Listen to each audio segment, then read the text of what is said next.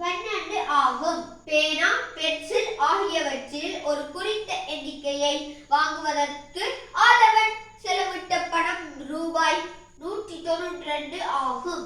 ஆதவன் வாங்கிய பேனாக்களினதும் பென்சில்களினதும் எண்ணிக்கைகளை முறையே தருக.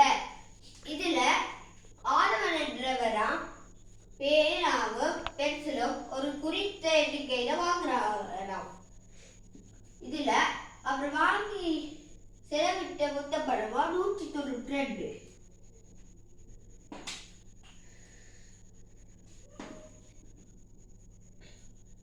முதலாவது சொல்றாங்க ஒரு பேனாவின் விலை 18 சொல்றாங்க.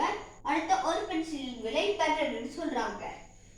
இப்ப நாங்க இது ரெண்டையும் கூட்டி வார விடைய இதுல வகுத்து நான் காண போறோம். அப்ப இதுல பேனை ஒன்ற விலை 18,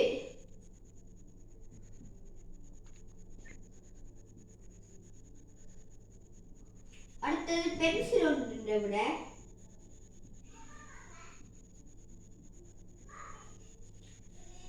12 ரூபாய். இப்ப நாங்க இந்த இரண்டையும் கூட்ட போறோம். கூட்டினால் 30. அப்ப இப்ப நாங்க 30 பிரிக்க போறோம். 30ல 192 பிரிச்சா 36 180, மீதியாக 12 வருது.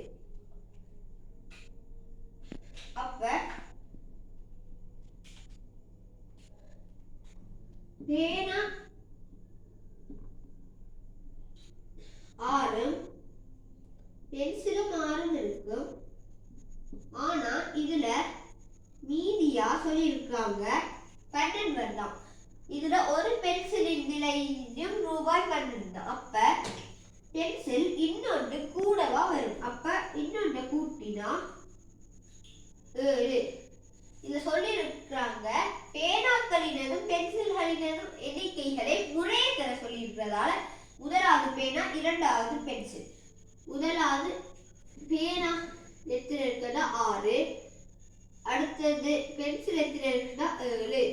இப்ப விட 6 7. நன்றி.